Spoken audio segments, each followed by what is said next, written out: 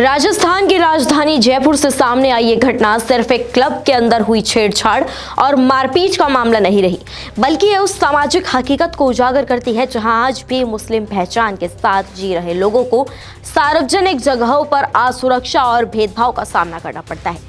अशोकनगर जैसे पॉश इलाके में स्थित मशहूर क्लब अल्फा में 10 दिसंबर की देर रात जो कुछ भी हुआ उसने मुस्लिम समुदाय में गहरी चिंता और आक्रोश पैदा कर दिया है। पीड़िता इरम शेख और उनके पति नावेद उस्मानी झोटवाड़ा के रहने वाले हैं। दोनों सामान्य तरीके से क्लब में समय बिताने पहुंचे थे। इरम शेख के अनुसार क्लब में पहुंचने के कुछ देर बाद एक वेटर उनके पास आया और क्लब मालिक भरत टांग का मोबाइल नंबर लिखा हुआ कागज दिया।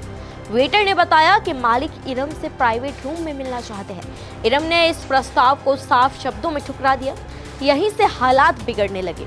इरम का आरोप है कि जब वो वॉशरूम की ओर गई तभी क्लब मालिक भरत टांग, मैनेजर दीपक और कुछ बाउंसर्स ने उन्हें घेर लिया। इस दौरान उनके साथ अश्लील हरकतें की गई और छेड़छाड़ की कोशिश की गई। ये केवल एक महिला पर हमला नहीं था, बल्कि उसकी गरिमा, उसकी आज़ादी और सीधा उसकी पहचान पर हमला था। इरम के शोर मचाने पर उनके पति नावेद उस्मानी बीच बचाव के लिए पहुंचे।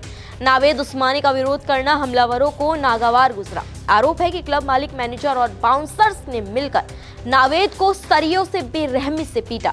इस हमले में नावेद का पैर 2 जगह से भी टूट गया और उन्हें गंभीर चोटें आई हैं। इतना ही नहीं, आरोपियों ने दंपति की कार में भी तोड़फोड़ की। घायल नावेद को पुलिस कंट्रोल रूम को सूचना देने के बाद एसएमएस अस्पताल के ट्रॉमा सेंटर में भर्ती कराया गया, जहां उनका इलाज जारी है। डॉक्टर्स ने पैर में 2 फ्रैक्चर की पुष्टि भी कर दी है। इस मामले में अशोकनगर थाने में इरम शेख की शिकायत पर क्लब मालिक भरत टांग, मैनेजर दीपक और बाउंसर्स के खिलाफ छेड़छाड़, मारपीट और संपत्ति नुकसान की धाराओं में मुकदमा दर्ज किया गया है। एसीपी बालाराम चौधरी के मुताबिक घटना की गंभीरता को देखते हुए सीसीटीवी फुटेज खंगाले जा रहे हैं। आरोपियों की कॉल डिटेल और लोकेशन निकाली जा रही है और मामले की निष्पक्ष जांच की जा रही है। सुनिए उनका आगे और क्या कुछ कहना है। कार्रवाई होगी। आरोप लगाए, आरोपों तथ्यों की पूरी जांच परख करके गहनता से इन्वेस्टिगेशन करने के निर्देश भी दिए गए और उनके ऊपर सख्त कार्रवाई होगी यदि इस प्रकार का कृत्य किया है। क्लब के आगे थे और बाउंसरों ने और बाउंसर के साथ जो नामजद लोगों ने हमारे साथ गलत कृत्य किया है। गलत कृत्य मीन्स मारपीट की और अश्लील हरकत की, जिसकी जांच कर रहे हैं। ये जो घटनाक्रम हुआ है, परिवादी ने जो आरोप लगाए हैं, परिवादी खुद ही क्लब से निकलना प्रथम दृष्टया में सामने आया। मुस्लिम समुदाय का कहना है कि ये घटना केवल अपराध नहीं बल्कि सिस्टम की संवेदनहीनता को भी उजागर करती है। सवाल उठ रहे हैं कि क्या एक मुस्लिम महिला का सिर्फ ना कहना कुछ लोगों को अपराध करने का बहाना बन गया? क्या धार्मिक पहचान के चलते पीड़ितों को और ज्यादा हिंसा का सामना करना पड़ा? समुदाय के लोग ये भी पूछ रहे हैं कि यदि पीड़ित किसी प्रभावशाली या बहुसंख्यक वर्ग से होते तो क्या क्लब स्टाफ इतनी बेखौफ हिंसा कर पाता? ये मामला महिलाओं की सुरक्षा के साथ साथ अल्पसंख्यकों के अधिकारों पर भी गंभीर सवाल खड़ा करता है। क्लब जैसे निजी लेकिन सार्वजनिक स्थानों पर कानून का डर खत्म होता जा रहा है।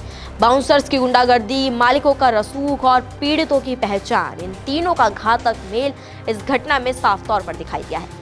जयपुर की यह घटना एक चेतावनी है कि सिर्फ सीसीटीवी और जांच के भरोसे इंसाफ नहीं मिलेगा। जरूरत है सख्त कार्रवाई की, जवाबदेही और ये भरोसा दिलाने की कि मुस्लिम महिलाएं और उनके परिवार भी इस देश में उतने ही सुरक्षित है जितना कोई और। अगर दोषियों को कड़ी सजा नहीं मिली तो ये सिर्फ इरम शेख के साथ अन्याय नहीं होगा, बल्कि अल्पसंख्यक समाज के भरोसे पर एक और गहरी चोट होगी। फिलहाल मामले पर आपका क्या कुछ कहना है? कमेंट्स में हमें अपनी राय जरूर बताएं। नमस्कार, मैं हूं मानक गुप्ता। अगर आपको हमारा ये वीडियो पसंद आया हो तो इसे लाइक और शेयर जरूर करें और हाँ, हमें सब्सक्राइब और फॉलो करना ना भूलें ताकि आप देश और दुनिया की कोई खबर मिस ना करें। तो जुड़े रहिए हमारे साथ और देखते रहिए न्यूज़ 24।